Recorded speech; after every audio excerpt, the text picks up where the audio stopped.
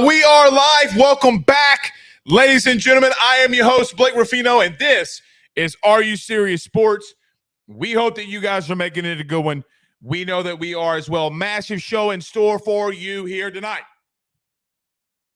Massive show in store for you tonight as we were out at practice today, and we'll give you the full breakdown. Things that I liked, things that I didn't like, things that I think LSU is starting to separate themselves in, things that LSU needs maybe some really good improvement in. We talk about it all here tonight. And I got to tell you, I continue to walk away with this offense doing some really good things. Really good things. So we'll touch on it. And yes, the secondary continues to have to pick up, but Saturday is right around the corner. We're going to be at the scrimmage, and we really will know how good this team is. We will know, okay, well, maybe the defense just needed the full force of everything. The full force of the entire defense had to come into one, and maybe they're not as bad as we thought. Or we go out there Saturday saying to ourselves, hey, man, maybe this hype around Jane Daniels might be true. Maybe it may be true. And look, you could come out here, and I've had it so much, but you could come out here and say, Blake is full of shizite. Today, we're going to prove that I'm not. And my man is absolutely cooking, so we'll talk about that here tonight. Also, not sure if you saw this, but did y'all see Ryan Clark today? Ryan Clark came out and said George Pickens is more talented than Justin Jefferson. Ravino's rants. That is so wrong. We're going to touch on that, get a little bit of Ravino's rants. Brian Kelly gives an update on Denver Harris and other things we'll touch on from what Brian Kelly had to say. We'll give a recruiting update. Have had some requests, even though there are some commitment dates that are out there, so we'll talk about them for some guys that LSU's been in the mix with. So we'll walk and go through there. And also we'll go around your SEC to end the night. And we'll, as we always do, we get to as many of your questions as we can. Let's go. C. King says, he said much more talented. He did say much more talented. And look, I get what he's trying to say. Like, I do understand what Ryan Clark is trying to say. But how in the Rudy Poo, and I mean outright Rudy Poo, do you look at at what Justin Jefferson has done and say George Pickens is better? He didn't have a better 40. He didn't have a better vertical. He's a better route run. I mean, we'll get to that. We'll get to that. I mean, well, he's more talented. Then it cares, well, this guy was a 5-star and this guy was a 2-star. What does stars have to matter about it? Guys, we're in the NFL. Stars don't mean shizite. What are we doing here? Okay. Gerard says recruiting update, lost Wardell Mack and very likely Dominic McKinley to what seems anybody but LSU. No. David says, I believe that Ashton Stamps will be on the other side of Deuce at some point. Well, it ain't the one. Deuce ain't the one. Deuce is the one he's rotating for right now. But you said by the end of the season, he says the buzz around him is too much to not have him on the field. Well, he's certainly going to see playing time. Like, that is apparent. Unless he just goes out there and really starts struggling, Ashton Stamps is going to play. They don't really have a choice. I don't think that they have a choice. So we'll see. We need LaTerrence Welsh to really pick it up, is what we need. We really, really, really need LaTerrence Welsh to pick it up. Like, we need him to go full Mo Claiborne. We need him. I mean, maybe not full Mo Claiborne. We need that jump. He's got it, bro. Like, I do think LaTerrence Welsh is a guy that, like, man, you know what? That guy really did make a leap. He and you knew he could do it. We just need to see more. We need to see it and see more of it. I'm pushing for my guy, though, to do it. I'm giving him a pep talk. Like, let's go, man. Let's go. Chris H says, does Ryan Clark consider every safety drafted in 2002 more talented than himself? They were drafted. Yeah. I mean, Jarrett Stidham was a 5-star, and Joe Burrow was a 3-star in the same 2015 class. Is Jarrett Stidham better than Joe Burrow? Is he more talented? He's a 5-star. He's a 5-star. It's 5-star. It's 5-star. I like this. Jason Brumfield said Ashton Clamps. I do like this. It's a great nickname, especially for a corner. Clamping down or stamp of approval. Somebody will come up with something more clever than me. Somebody will come up with something better than me. Chase Abear says, I love hearing Kelly talk about Sage Ryan coming along. We need him to break out. Yeah, I mean, he's out there. He's out there.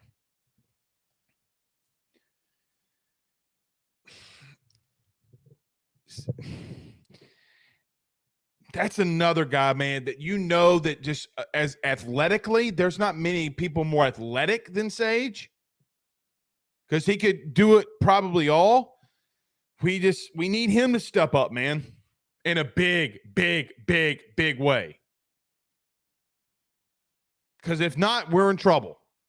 If not, we're in trouble. And we'll talk about that because offense ruled the day. The offense ruled the day. Brian Turner says, I understand what Clark was trying to say, but it wasn't a great take. I agree with Brian here. I agree with Brian. I do understand where he's coming from, but it's like if I told you a dude, let me just, and I'm going to give this 5 criteria again, but here was my 5 criteria. I have it on the list. I'll go, like if a guy was faster, stronger, jumps higher, runs better routes, has better hands, even though from a wingspan, Pickens might have a bigger wingspan, but Justin Jefferson's catch radius is different, my man. Like, it's different, and y'all know that. Y'all know that. Jets is the best, maybe ever, on those comeback routes because he can run in full speed and then completely just turn himself, catch it on the numbers, and then just spin and get his feet in. He's one of the best at doing that. So I know Pickens has made some incredible catches, but he's not overall better, man. Like, he just isn't.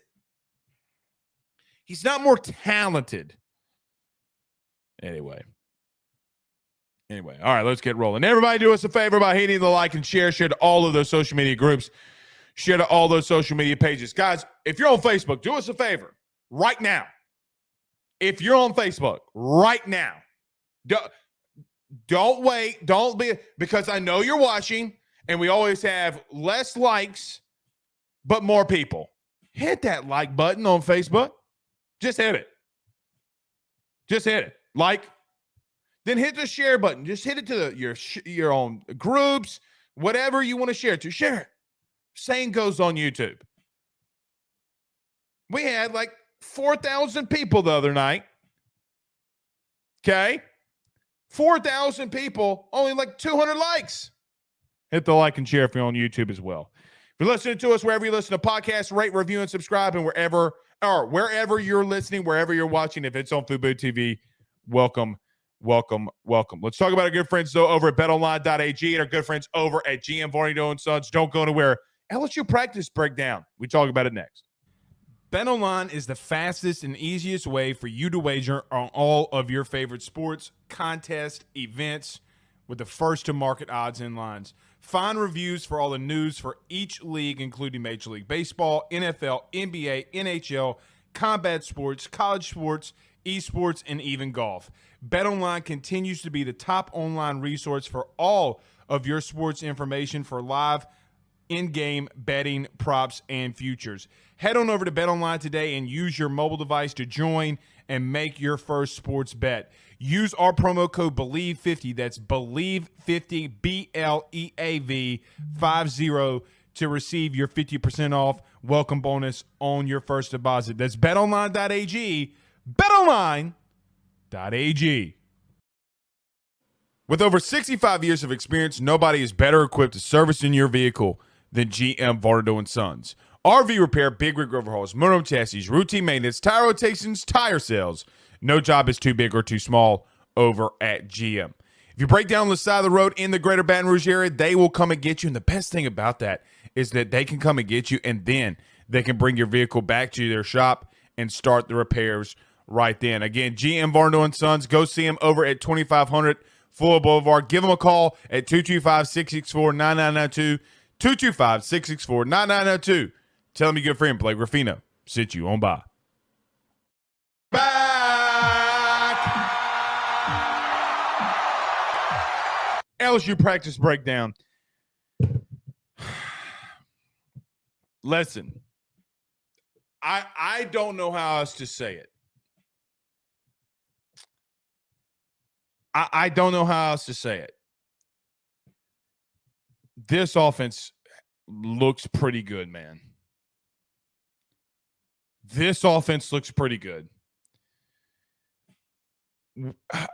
I'm really ready for Saturday because I really want to see just how good this team is. Like, has what we've been seeing just some bullshit? That's not going to happen. Because, and I don't like really using spring games, but then the spring game it happened too. With the LSU offense really just kind of doing what they wanted in the first team. Kind of just did what they wanted. And I get, you don't have all the dudes. Mason Smith's not out there. You don't have some of the transfers. Aaron Anderson didn't play. Like, so you can't really ever use spring. But this offense continues to roll. So when we went out there today, and this will be good because we don't talk a lot of special teams on this show. I got to tell you, Bob Diaco, and you hate that Bob Diaco is now forced on the field because of the unfortunate events that led with Coach Lindsey. However, Bob Diaco being on the on-field staff, I don't think is being talked about enough. The dude has insane amount of energy. He is a really good communicator with athletes. He is a really, really good communicator. And the great thing about Bob Diaco, is he's legitimately coaching the entire team. Because on special teams, he's bringing them through tackling drills. He's bringing, like, everybody through receiving drills. You know, Coach Hankton is helping the receivers mostly because it's mostly receivers that are on special teams or fielding kicks. So Hankton is helping out there. But the coverage, the block, all of it is being run by Bob Diaco. And both units looked really good. Jay Bramblett looked really good punting the ball today. Multiple times, 43, 44, 45 yards. He was downing everything inside the 10-yard line. Everything was being downed inside the 10. Peyton Todd, though, continues to struggle. And I don't think Peyton Todd is going to be your punter next year if he does not find a way to pick it up. Like, I really don't think Peyton Todd will be your punter. If he is your punter, then we got a lot of questions, and he's going to have to take a massive leap forward because he did not have a good day punting the football at all. Either it's going to be a 55-yard punt or it's going to be a 32-yard punt. No in between. Zero in between. But special teams did look good. We would move along, though, through practice, and the big uglies got after it. When the big uglies got after it, the offensive line in a drill. So let me break this drill down if you don't know what it is. Basically, it's one-on-one versus O-lineman versus D-lineman. It's a pass rushing drill. Who can sack the quarterback? And this drill historically, and really even still is really big, really, really big for the defensive lineman. Because 9 times out of 10, they don't know if they're going to be rushing the pass or not unless it's certain situations and certain downs. That's why you have, of 65 plays, you may have 5 sacks in a game. So 60 plays, you did not have a sack. This legitimate drill is always going to be pro D lineman. Will Campbell won all four reps. Garrett Dellinger Garrett Dellinger goes 3 of 1 against Mekhi Wingo. Charles Turner goes 3 and 1 against Guillory. You have Frazier going 4-0 against Mason Smith and others. Mason Smith went 3 times, and maybe you could give him a half of 1, but Miles Frazier held his on, and Mason Smith would go and limp on. We heard that from Brian Kelly. We'll talk about that later.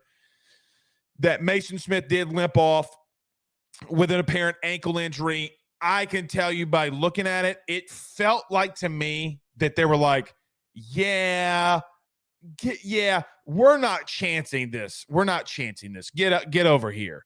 Not in the sense like if it's a game that he wouldn't have gone back in for the next play, because I feel like he would have. Just the way you could just feel the body language, see the body language. Maybe I'm wrong there. Maybe I'm wrong.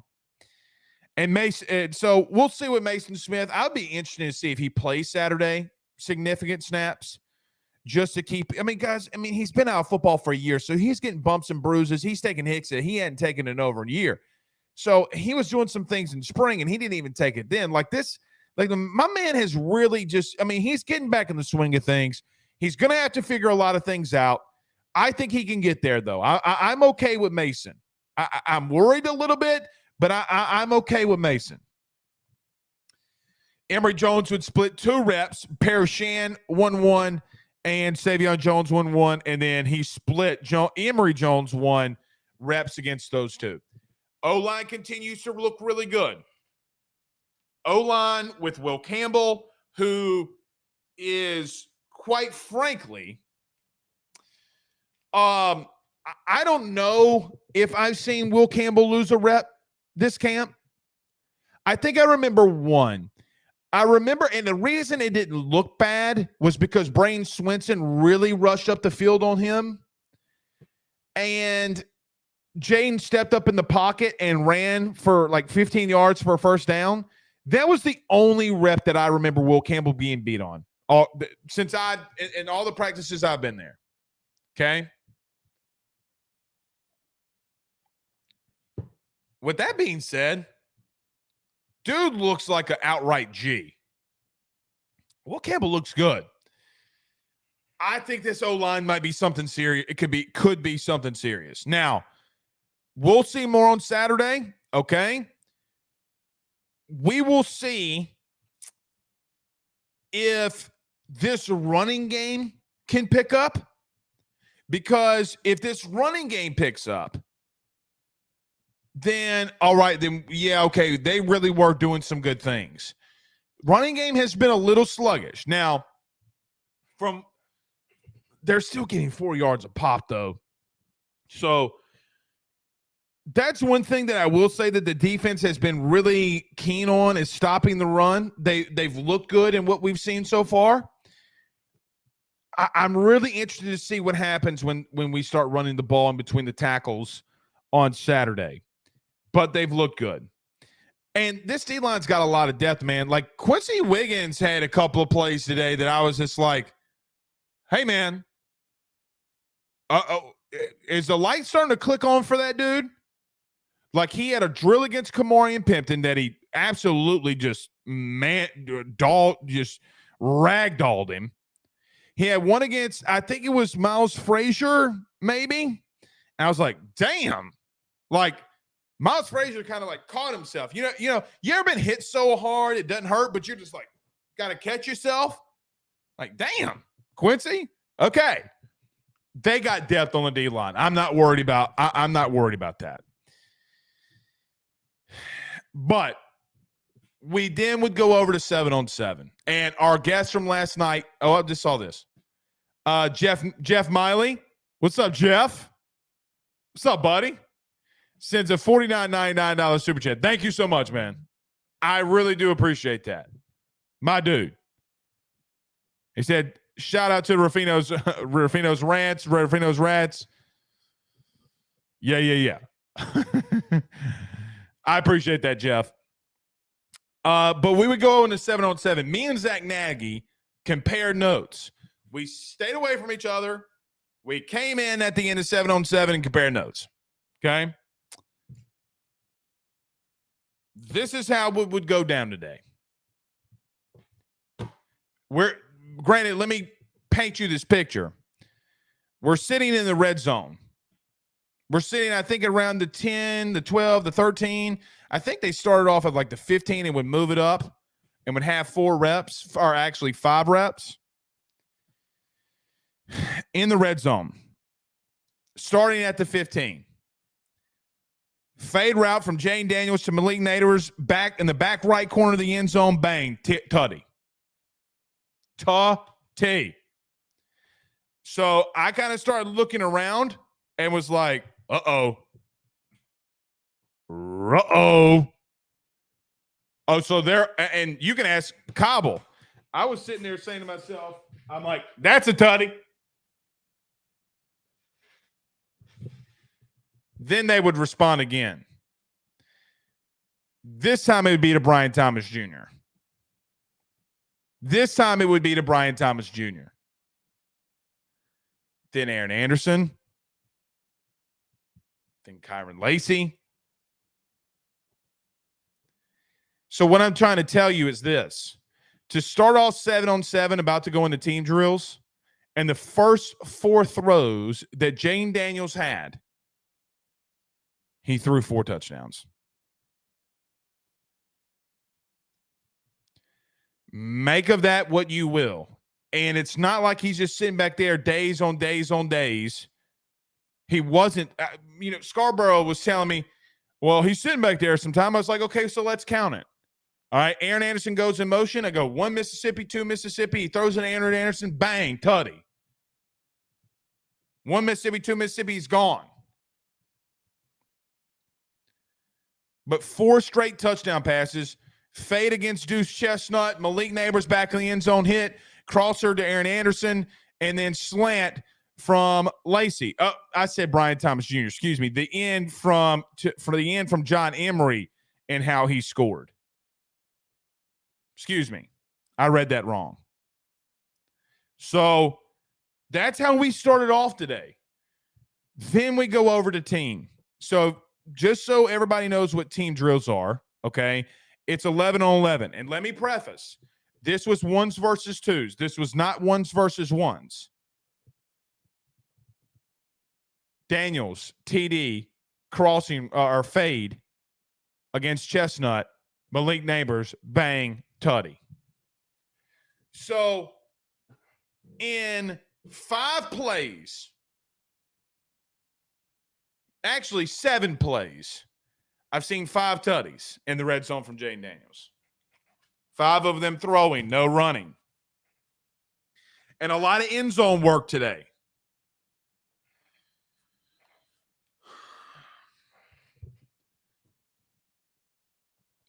man. So I get out there and I look, okay, and just start saying to myself, dude, this is getting to the point where, okay, now, how many times are we going to walk out of practice and saying the quarterbacks and wide receivers are beating the DBs? How many times am I going to come out here and say that? And I got everybody and their mama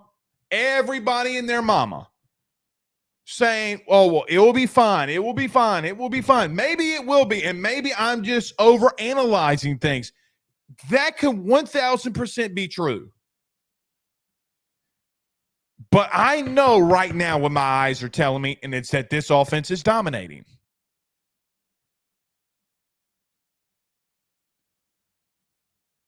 That this offense is dominating.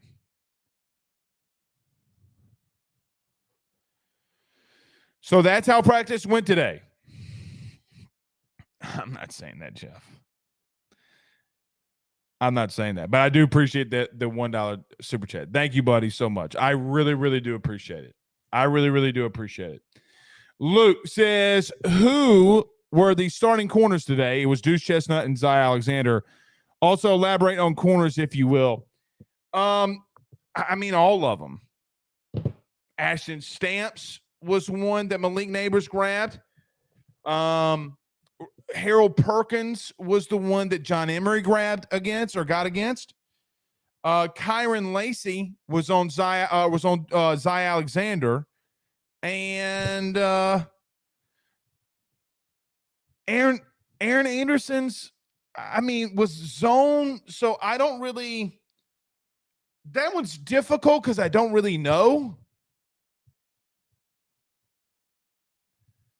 I'm not privy to the coverage. Like, I can't see it that up close, but I can tell when they're in zone coverage because, you know, you got crossing routes and the DBs aren't going with them. They're staying in their zone.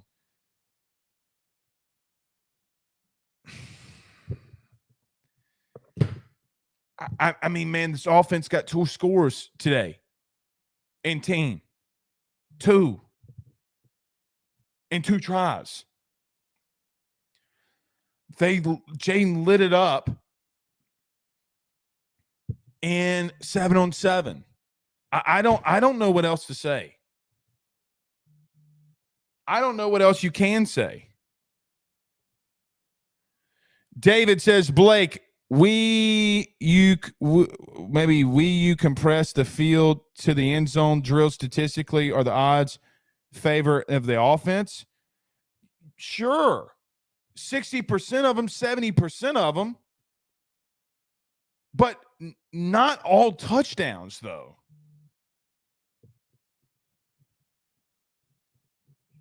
I mean, like, we got to get to a place where, like, okay, man, just pick your poison, I guess. Huncho says Malik Neighbors is just different. He is just different, man. And it was 2 fade routes in the back of the end zone. Guys, if it's something about YouTube, something on Facebook audio wise, you're just gonna have to go over to YouTube. I'm sorry, but that's not on me. Everybody on YouTube, is the audio fine? If you're on YouTube, give me a thumbs up. Is the audio fine where you are? Because every night somebody on Facebook says the audio stinks, and I haven't done anything. I have not. That's not on me. I can't help that. You're just gonna have to go to YouTube. Joey says, have you seen Florida State's receivers? I have seen Florida State's receivers, and they're pretty good. They're pretty freaking good. So, yeah. There were some run plays. That front 7 on the defense, let me tell you something. Who else? So here's some players that kind of just stood out to me a little bit today. Was which one's the younger Weeks brother? I know I'm calling them the wrong name. I know I am calling them the wrong name. Like, I know that for a fact. I'm calling one West, one Wit, one West. Blaine Smith says, Whit, okay. Whit Weeks. That little sucker can play, man. That little sucker can play. So I'm going to tell you, that little sucker stood out to me today. He is super fast and physical. How cool is it that two brothers are rotating in and are linebackers at an SEC school? Like, I think that's just really cool, man. Like, could you imagine your brother standing next to you, like you taking on these SEC backs and receivers? Like, 2 weeks, brothers, taking on the world. Like, that's really stinking cool. Whit Weeks looks pretty good, dude. I'm just going to tell you. All right, some things that stood out, some injuries. Josh Williams was still not full participant. He was out on the field, off on the side doing drills. So was Logan Diggs. So was Mason Lunsford. And I know I'm forgetting somebody else. I don't remember, but there was 3 bikes. One person was running. They were in full pads. They were running. I think that they're just a little nicked up. Like, I think that these are just camp bruises, camp strains. I would fully expect to see some of those guys back on Saturday, unless something like really bad is happening to them. But they wouldn't be out in full pads if something bad was happening to them, right? Like, that wouldn't be happening. So nevertheless, yeah, you had some injuries. No, not really. And you know what else is really good too? And knock on wood, man, there are teams right now that have a little bit of the injury bug. Please, God, don't let it be LSU.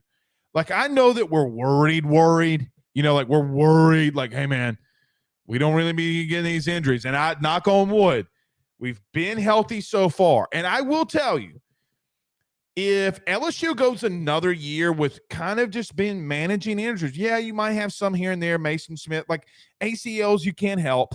Like, ACLs you just can't help, man. Some little banged up injuries here and there. Yeah, okay. But, man, Jake Flint and his staff is going to need a lot of credit. Now, they look physically like 10 times better than they did the last couple years of Coach Moffitt. So I'll give him that. I will give him that.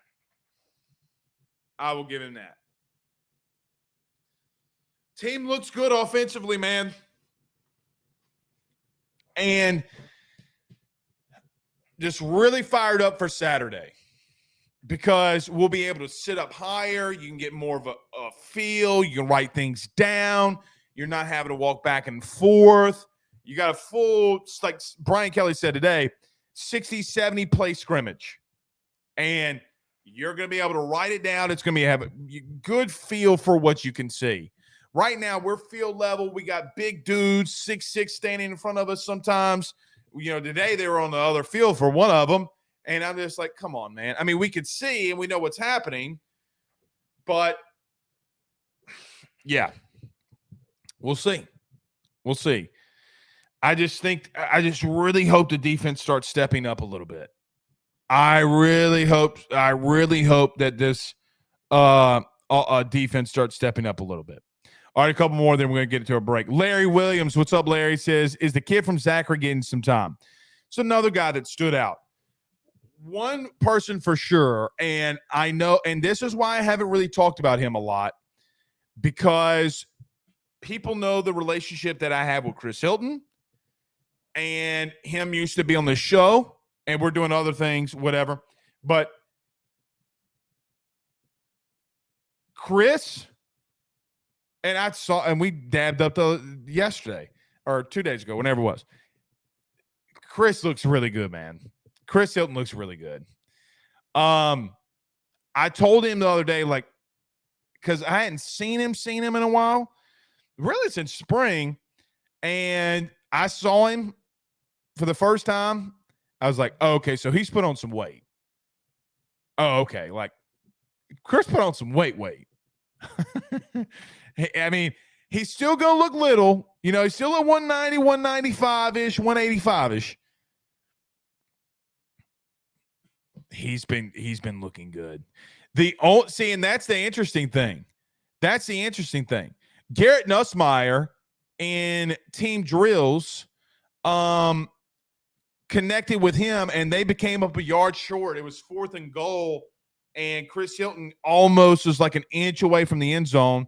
Brian Kelly kicked it from the 1-inch line or some wherever. Just because, like, look at, man, if you don't score in that drill, we're just going to kick the field goal. Or maybe he did. Maybe he did get in.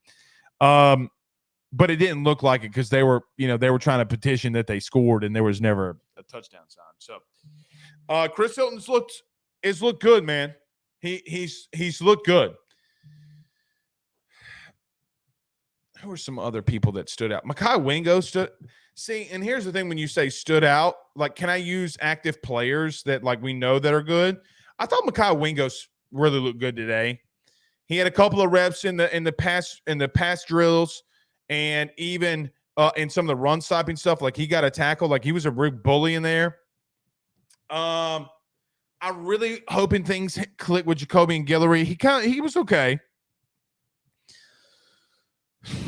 You know who else? Looks good? I thought Savion Jones looked good. Jeff says Trey Bradford, since the 499 Super Chat, thank you, Jeff, says Trey Bradford is going to surprise people this year, going to be a weapon. I agree with that. He's running with the ones too, man. I think that Trey Bradford's going to do some things, and I agree with it. I 100% agree with you. Thank you so much, Jeff. And look, if Trey can, and we spent so much time on him too, like, he is going to be the pass catching guru, if you will, of this team, because they have started utilizing him there too. Hold on, I'm going to get to yours in just a minute, S&A, but I'll get it back when we get it out of the commercial. Corey Rogers says a $4.99 super chat. Says, is J.K. Johnson healthy? He is not. A couple of people in the chat are saying that he's back in practice. No, he's not. That picture that everybody saw was from like a couple weeks ago. No, he broke his leg. He was out there on the scooter the other day. No, he's out there on the scooter. No, he's not back yet. He's not back. I think, 4 to 6 weeks, guys? 4 to 6 weeks. So, yeah, is Chris Hilton suspended? Justin Weather says, is Chris Hilton suspended? God, no, Lord Jesus, no. Nuh-uh. No way. All right. Sorry about our good friend, Carol Falls over at State Farm, our good friend, Steve Bean out there in Covington. We'll talk about them next. We're going to come out with the Rufino's rants. I do want to talk a little Denver Harris. We got more. I'll get to some of your questions. We'll talk about that in just a minute. Don't go anywhere. Stay with us. Guys, you might know my good friend Carol Falls and all the great service that he provides over at State Farm. He is your good neighbor after all. But did you know State Farm has surprisingly great rates as well? Along with the great neighbor service, State Farm agent Carol Falls has surprisingly great rates for everyone inside the state of Louisiana. So call him today at 985-395-4300, 985-395-4300 for all of those surprisingly great rates on auto, home, and life insurance needs. Like a good neighbor, State Farm is there, and individual premiums will vary by customer. All applicants subject to the State Farm underwriting requirements. Bayou Daiquiris at Bayou Bowl and Go is owned and operated locally by Steve and Lisa Bean. You can find them at 1512 North Highway 190 in Covington, Louisiana. That's 1512 North Highway 190 in Covington. The North Shore's first crawfish drive-thru is about to step it up another notch by bringing you drive-thru daiquiris as well. You can call in your order today at 985-888-1914, 985-888-1914, because you know what? Daiquiris and crawfish, it's a Louisiana thing.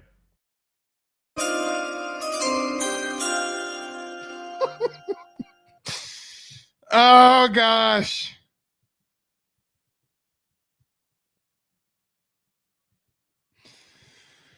Golly, man. You gotta love brothers.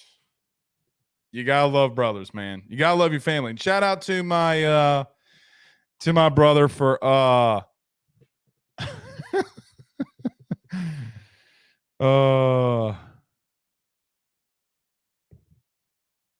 yeah.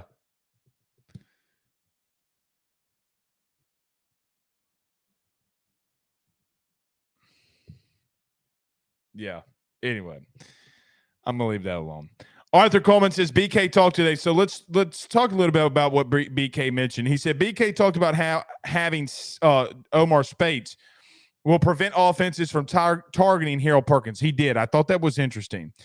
He said, "What a conundrum for offenses." And look, man, Omar Speights is a dude. I know that pass coverage wise, things have looked bad. But I see, and here's the thing about Omar Speights. He's in the running game stops, like he looks really good there, okay? You cannot deny that from him. Like he's looked really good. You know what's interesting? I have not seen this offense once throw in Omar Speights' general direction. I really haven't. I've seen them attack Perkins. I've seen them attack every single DB on that field. I have not once, outside of some tight end work, like outside of like day one, drive one, play one, tight end across the middle, very tough catch. Mason Taylor is going up because he's got a hand. One of it, like Speights' hand somewhat tipped the ball, but Mason Taylor's still able to come down with it. And he's like right there, dude. But they had been going in my man's general direction. That's been interesting.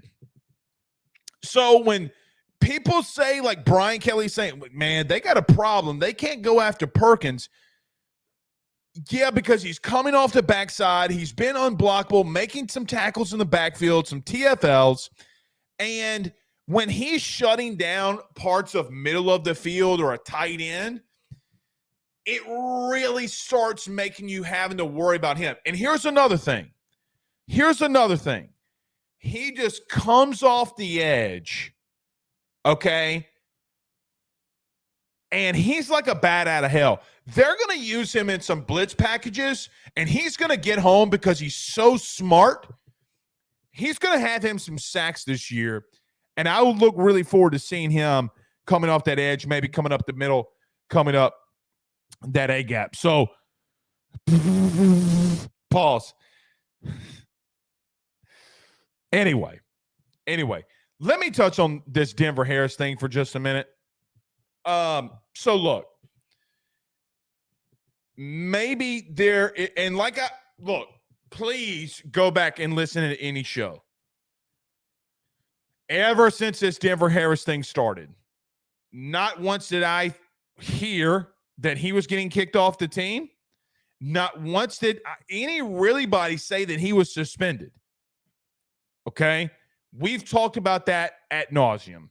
I think it's kind of been out there that maybe there was something going on, but we did not know. Now, it was made to look like a personal family matter, whatever, and I get that. But I think you know and I know what I'm about to say. The way that his recruitment to LSU the last 2 years came about and the talk about it and everything about it, we know how that happened. You know, there's a really good connection with the family, his stepdad, whatever. If this were just, an unfortunate family issue, why not, like God bless it, God willing, nothing bad happens. Knock on wood. It felt like Brian Kelly came out today and said, yeah, maybe we might have him Saturday. He had to go take care of some personal stuff. Okay. All right. Sounds good. But why not just say, I know Brian Kelly is not going to make a big deal out of it because we've seen Brian Kelly take shots at Kayshawn. We've seen Brian Kelly take shots really at anybody through the media. Like he came out against Kayshawn last year. It's like, guys, y'all keep asking me about him. I don't even know the kid. I met the kid once. He's not coming up here. Like he hasn't been active on our team. He has not been active on our team. Okay. So, what's up with Denver? Dude's been running with the threes. And I can't remember a time since 2017 when all this started for me and us. I can't remember a time of how many times we talked about a third string dude ever. Not once, really. Outside of like quarterback, like quarterback, we do that, which we haven't talked any Ricky Collins on here. We've done that. I don't ever really remember talking about a third string guy ever this much. Why should we be doing it now? Because he's got a 5-star next to his name? Maybe.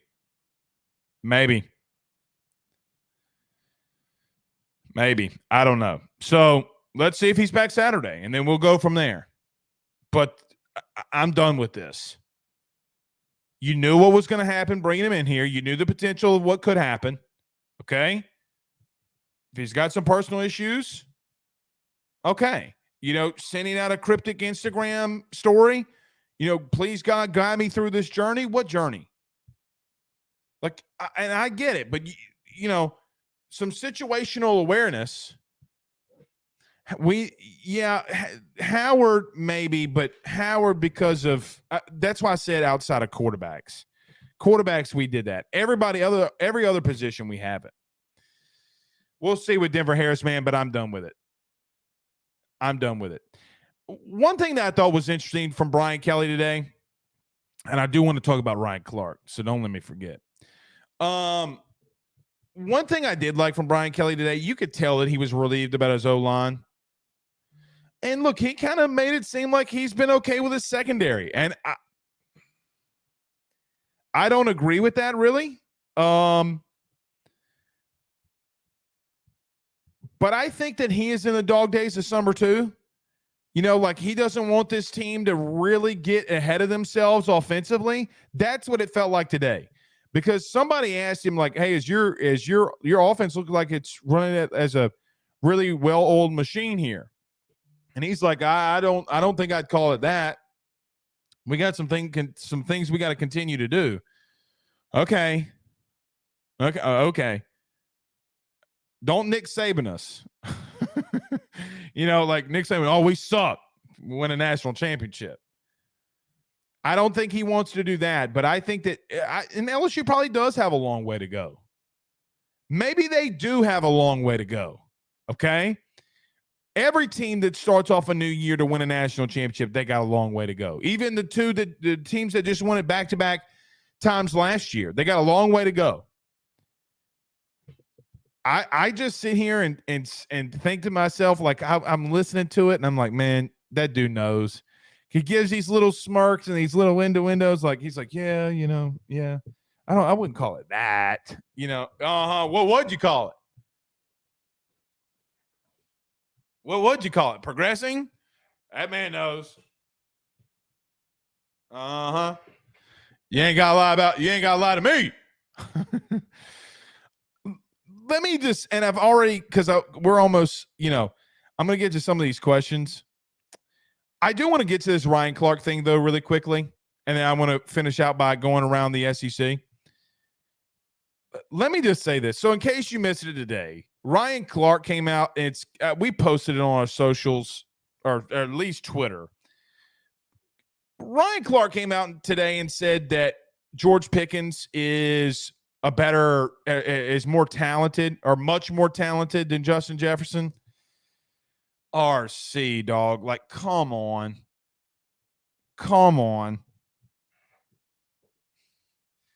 I know that you were a Steeler. Okay? I know that you were a Tiger.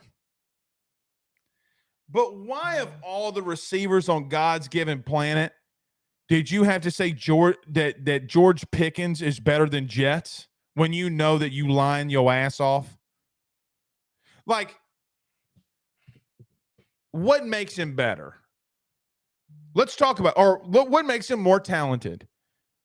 Is he a better athlete? Well, no, because we saw Jets run faster, jump higher, catch better, get open more. Like, we've seen the athleticism from George Pickens to Jets. So let's go on the field then. If Justin Jefferson is better in every statistical measure when it comes to being an athlete, maybe not strength. If he beats him in everything else, then what? So then would lead me to have to go to the field. What? What? Because there's nothing else that you can cling on to. Everybody wants to say much more talented, and he gave all these examples, and somehow star ratings got involved. Just because George Pickens was a 5-star doesn't make him much more talented. They're the best overall offensive player in the league. He is the offensive player of the year. Come on, bro. Come on, bro. We give LSU guys a pass. And sometimes, because there's a lot of us out there, a lot of LSU dudes out there. And I know you don't want to be a homer. But my goodness. Like, why couldn't you say that he's like that to Devonta Adams or somebody else? Why Jets? Because Jets is cleaning up everybody's clocks. Like, truthfully, Jets has been better than Chase in the league. He has been. He has been.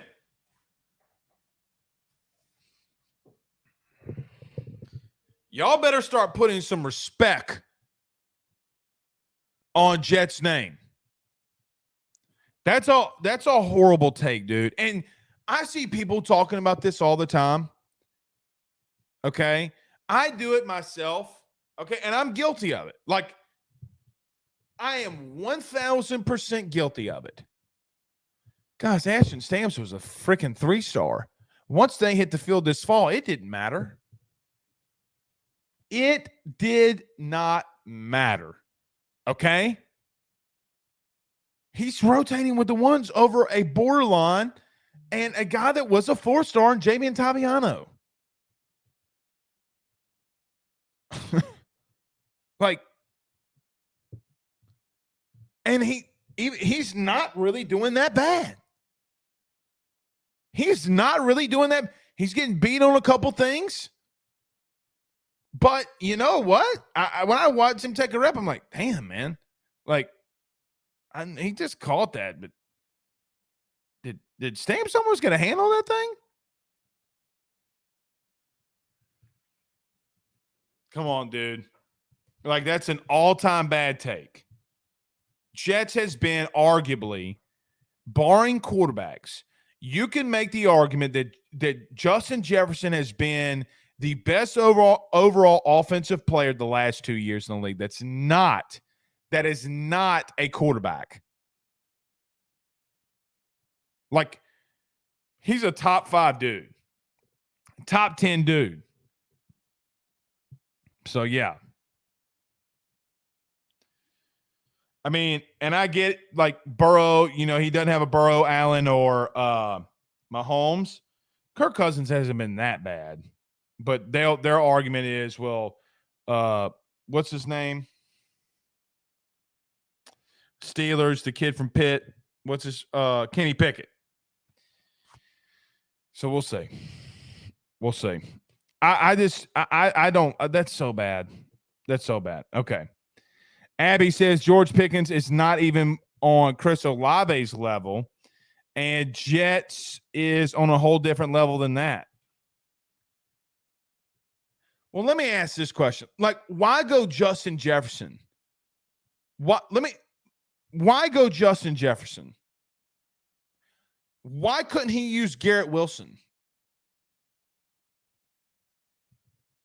Why couldn't he use Garrett Wilson? Why did Ryan Clark have to say Justin Jefferson? Why couldn't he say Garrett Wilson? You know why. Because if it didn't come from LSU, if he didn't go after the best player, it wouldn't have mattered as much. Nobody would have clipped that. It's all about clip ratings, baby. Y'all know that. That's clickbaitish. I see CeeDee Lamb in here. That's a good one too. Okay. Around the SEC. Listen, so we didn't get to hit some of the quarterbacks from around the SEC last week. Everybody and their mama keeps telling me it's Peyton Thorne out at Auburn.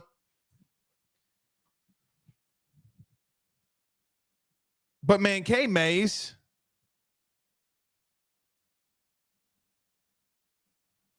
went down. The center at Tennessee went down. That's a pretty big problem for Tennessee, if we're being real. I wasn't sure. I think somebody said something in the mid to lower extremities, maybe that he had surgery or something. I don't know. I don't know. But yeah, we'll see.